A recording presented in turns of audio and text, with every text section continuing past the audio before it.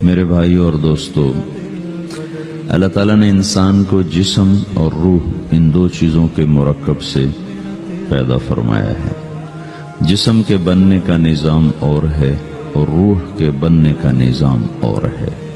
جسم کسی اور جگہ بنتا ہے اور روح کہیں اور سے آتی ہے۔ جسم زمین اور زمین کی غذاؤں کے مختلف مراحل پیش در پیش سے وقد خلقکم اطوارا، وہ مختلف شکلیں بدلتا ایک روپ میں ڈھلتا ہے، اور روح ایک لطیف اللہ کا امر ہے جس کا علم انسان کو نہیں دیا گیا۔ یسألونک عن الروح قل الروح من امر ربی وما اوتیتم من العلم الا قلیلا، کہ روح ایک اللہ کا امر ہے جس کے بارے میں تمہارے پاس کوئی علم نہیں ہے، لہذا اس کی تفصیل تم سمجھ نہیں سکتے ہو۔ روح آسمان سے آتی ہے، جسم زمین میں بنتا ہے، پھر 4 مہینے بعد اللہ اس کو آپس میں جوڑ دیتا ہے، زندگی متحرک ہو جاتی ہے۔ روح ہی کے ساتھ زندگی کی بقا رہتی ہے۔ جب اللہ اس سے واپس نکال لیتا ہے تو سارے ٹائٹل ہٹ کر صرف ایک نام سب کو مل جاتا ہے، اور وہ میت کا ہوتا ہے۔ وہ حضرت مولانا ہو، وہ کوئی ڈاکٹر ہو، بادشاہ ہو، صدر وزیر ہو، سارے اعزاز ٹائٹل ہٹا کر اس پر میت کا لفظ مہر لگ جاتی ہے۔ اس میں سے کیا نکلا ہے؟ ہر چیز تو موجود ہے، اب یہ بولتا کیوں نہیں، اٹھتا کیوں نہیں، چلتا کیوں نہیں؟ اس میں سے روح نکل گئی ہے۔ روح ہمارے جسم کی اصل ہے، اسے نکال دو تو جانوروں کو بھی پتا ہے کہ اب یہ بے جان چیز ہے۔ چیونٹیاں، کیڑے مکوڑے بھی اس کو کھانے لگ جائیں گے، جانور بھی کھانے لگ جائیں گے، زمین بھی اس کو گلانے لگ جائے گی، ہوائیں اس کو متغیر کرنے لگیں گی۔ روح انسان کے اندر ایک چلتا ہوا زندگی کا کارواں ہے۔ اسے جب اللہ واپس بلاتا ہے تو اللہ یتوفی الانفس حین موتها والتی لم تمت فی منامہا۔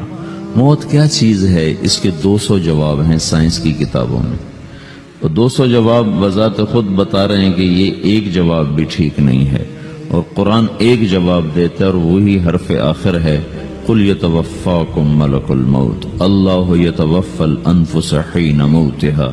اللہ جو تمہاری روحوں کو موت کے وقت کھینچ لیتا ہے، تمہارے جسم سے نکال لیتا ہے۔ تو میرے بھائیوں،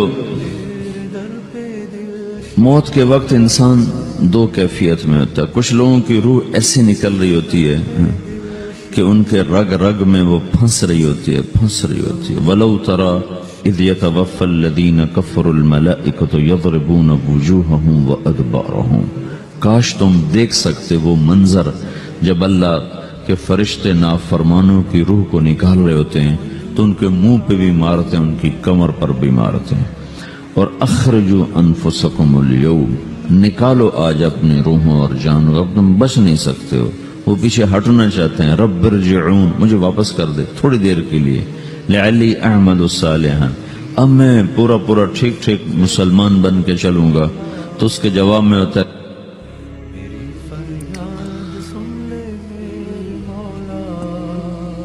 اور حدیث پاک میں آتا ہے کہ ملک الموت اترتا ہے، اس کے ساتھ 4 فرشتے ہوتے ہیں۔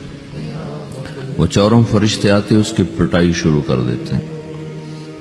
ابھی پرسوں یہ حدیث میں نے پڑھی ابن ماجہ میں کہ ملک الموت کہتا ہے ایتھا النفس الخبیثہ کانت فی الجسد الخبیث، اے خبیث روح جو خبیث جسم میں تھی، اخرج باہر آؤ۔ اب وہ واپس تو ہو نہیں سکتا، اپنے آپ کو روک تو سکتا نہیں، تو وہ حیران، پریشان، خوف زدہ، تو اس کے جواب میں اس کو ملک الموت کہتا ابشری بحمیم وغساق وآخر من شکلہ ازواج، تیار ہو جاؤ خوفناک عذاب کے لیے اور کھولتے پانیوں کے لیے، کانٹے دار جھاڑیوں کے لیے، اور بے شمار عذاب کی شکلوں کے لیے۔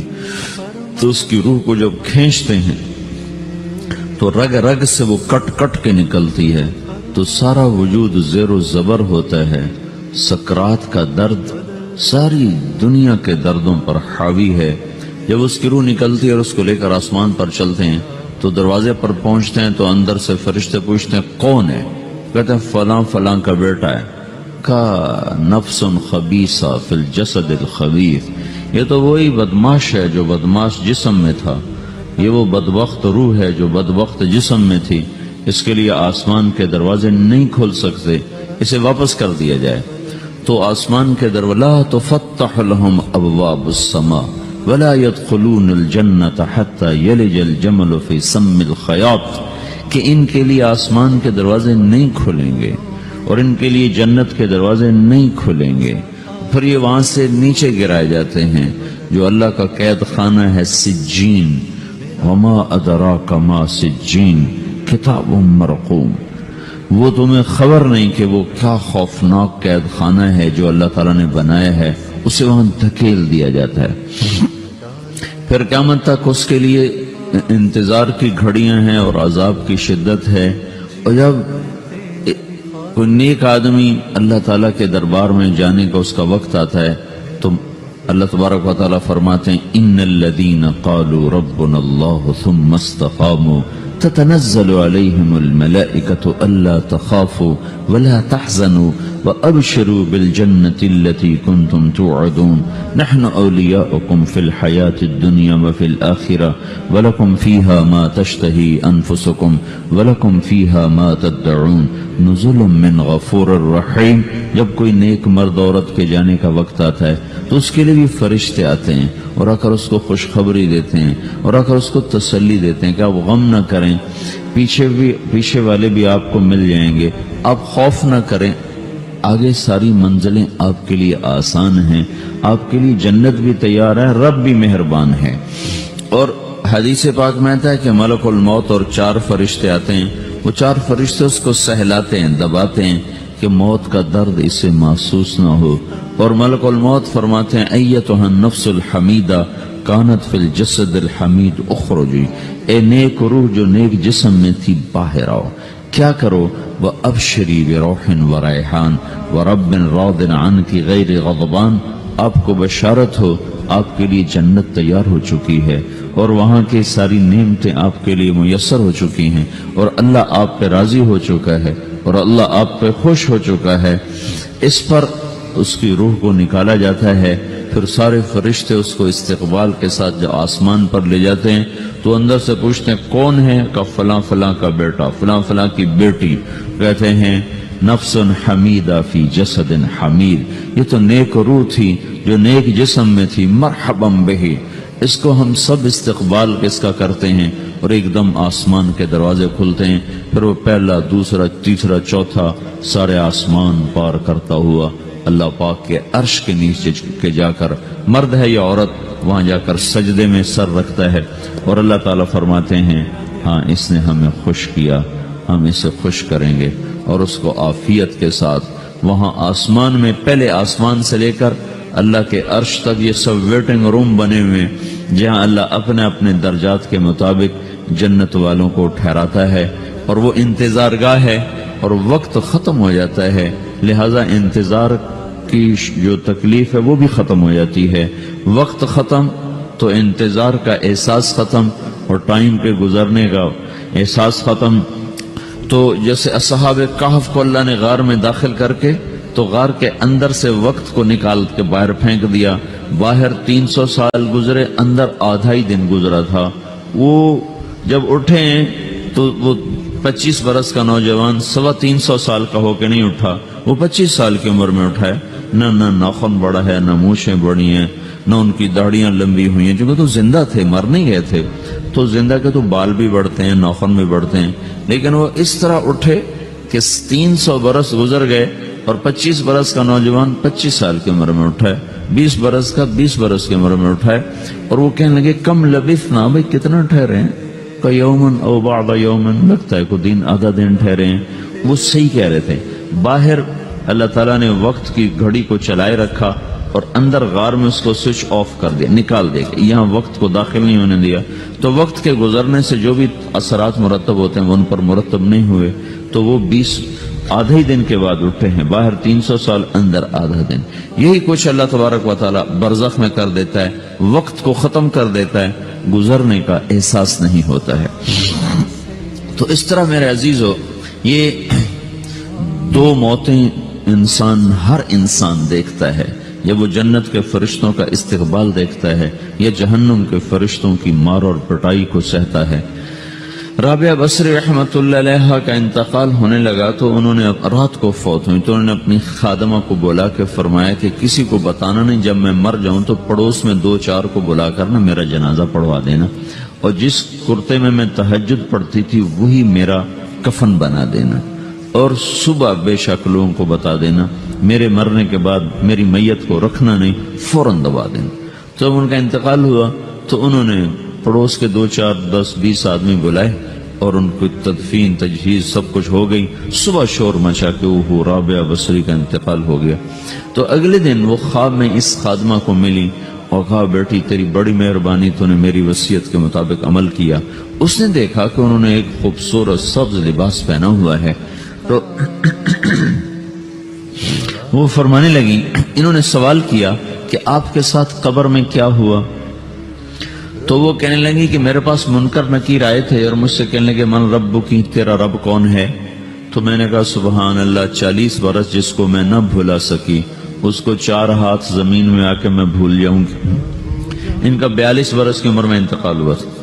تو وہ کہنے لگے سبحان اللہ، جس کو میں 40 برس نہ بھولا سکی میں اسے 4 ہاتھ زمین کے اندر آ کے بھول جاؤں گی.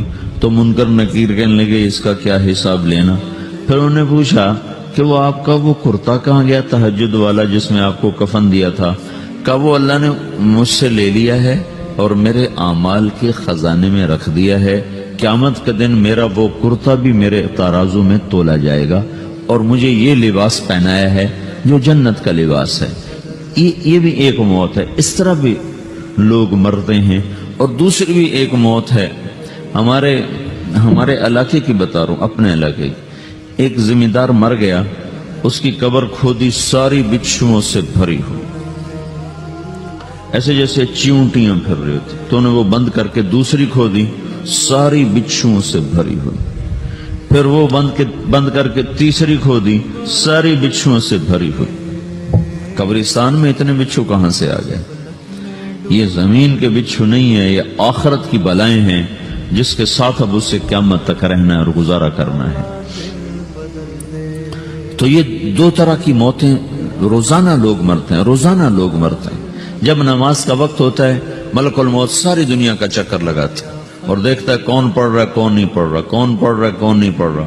جو نماز کی پابندی کرتا ہے اس کی موت آسانی سے ہوتی، جو نماز میں غفلت کرتا ہے اس کے ساتھ موت کے وقت شدت اور سختی اختیار کی جاتی. تو بھائیو، یہ ایک جسم ہے، ایک روح ہے. روح باقی رہنے والی چیز ہے، جسم مٹ جاتا ہے، پھر اللہ سے قیامت کے دن نیا جسم عطا فرمائے گا، ایک نیا جسم دیا جائے گا. روح وہی ہے جو اللہ کے خزانوں میں جمع ہو جاتی ہے. نافرمان کی سیاہ کالی روح ہوتی ہے، فرما بردار کی روشن چمکدار روح ہوتی ہے. تو اللہ نے کچھ تقاضے جسم کے رکھے ہیں اور کچھ روح کے رکھے ہیں. جسم کے تقاضے پورے نہ کرو تو یہ پریشان ہو جاتا ہے، روح کے تقاضے پورے نہ کرو تو یہ پریشان ہو جاتی. روح کی پریشانی جسم سے زیادہ ہے چونکہ روح کی طاقت جسم سے زیادہ ہے. جسم مٹی سے بنا ہے، اس کی غذا بھی مٹی سے نکلتی ہے. روح آسمان سے ہے، اس کی غذا بھی آسمان سے ہے. روح کا تعلق جب تک اللہ سے نہیں جڑتا اس سے بھوک اور پیاس لگتی رہتی ہے. جسم کو جب تک روٹی اور پانی نہ ملے یہ تڑپتا اور پریشان رہتا ہے. جیسے اللہ تعالیٰ نے ہمارے جسم میں روٹی اور پانی کی طلب کو بے ساختہ رکھ دیا ہے. میں بیان کے دوران بھی پانی پی رہا ہوں، آپ دیکھ رہے ہیں کہ میرا حلق سوکھ جاتا ہے، مجھے طلب محسوس ہوتی ہے پانی. حلق سوکھتا ہے پانی کی طرف بھاگتے ہیں، بھوک لگتی ہم روٹی کی طرف بھاگتے ہیں. یہ ایک ایسا اندر میں آٹومیٹک سسٹم ہے کہ ہم اس کو آف نہیں کر سکتے. یہ سوتے سوتے بھی بھوک کی وجہ سے آنکھ کھل جاتی، سوتے سوتے پیاس کی وجہ سے آنکھ کھل جاتی ہے. یہ ایسا خود اللہ تعالیٰ نے ساختہ نظام بنایا ہے کہ آپ اپنے جسم میں روٹی اور پانی کی طلب کو نہیں نکال سکتے. میرے عزیزو، ٹھیک اسی طرح اللہ نے انسانی روح میں اپنی طلب رکھ دی ہے. اور اپنے رسول کی طلب رکھ دی ہے۔ یہ دو طلب ایسی ہیں کہ یہ آپ کے جسم روح سے نکل نہیں سکتی۔ جیسے بھوکا روٹی نہ کھا لے، پیاسا پانی نہ پی لے، اسے چین نہیں آ سکتا، وہ روح جو اللہ اور اس کے رسول سے نہ آشنا ہے، جب تک وہ وہاں تک پہنچ نہیں جاتی اسے چین نہیں آ سکتا، اس کا اندر پریشان رہے گا۔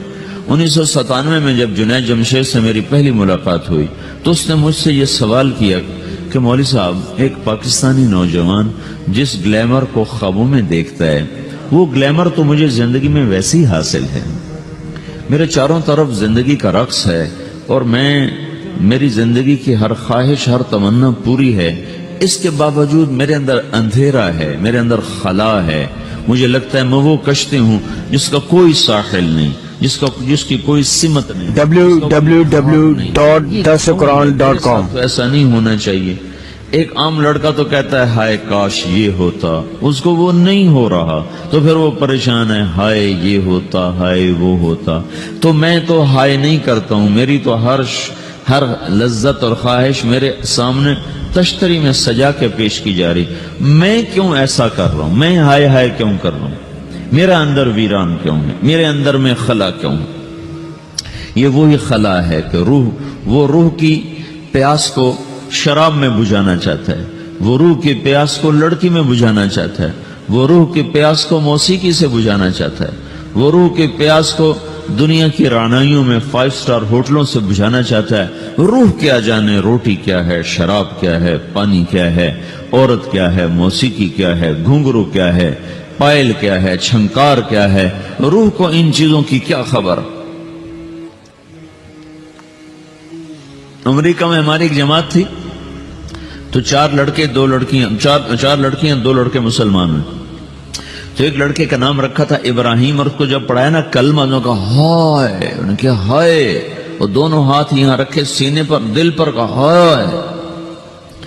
تو ہمارے ساتھی ہیں ڈاکٹر اختر، وہ کہنے لگے کیا ہوا کیا ہوا؟ کہنے لگا جب سے ہوش سنبھالا یہ جگہ خالی تھی، یہ تیرے کلمہ پڑھانے پر بھر گئی ہے کہ میری خوشی سے ہائے نکل گئی۔ یہ جگہ خالی رہے گی، یہاں شراب نہیں پہنچ سکتی، یہاں نغمہ اور موسیقی نہیں پہنچ سکتی، یہاں تالے لگے ہوئے ہیں، یہاں تک کوئی آواز نہیں جا سکتی۔ دل کے تاروں پر ایک ہی نغمہ چڑھ سکتا ہے، اور وہ اللہ کی یاد کا ہے، اور اللہ کی محبت کا ہے، اور اللہ کے رسول کی محبت کا ہے۔ باقی کوئی مضراب ایسا نہیں جو ان تاروں کو چھیڑ سکے، باقی کوئی چیز، آواز ایسی نہیں جو دل کی دنیا پر جا کر دستک دے سکے۔ یہاں بند دروازے ہیں، یہاں صرف اللہ پہنچے گا، اللہ کے رسول کا تعلق پہنچے گا، باقی کوئی چیز یہاں نہیں جا سکتی۔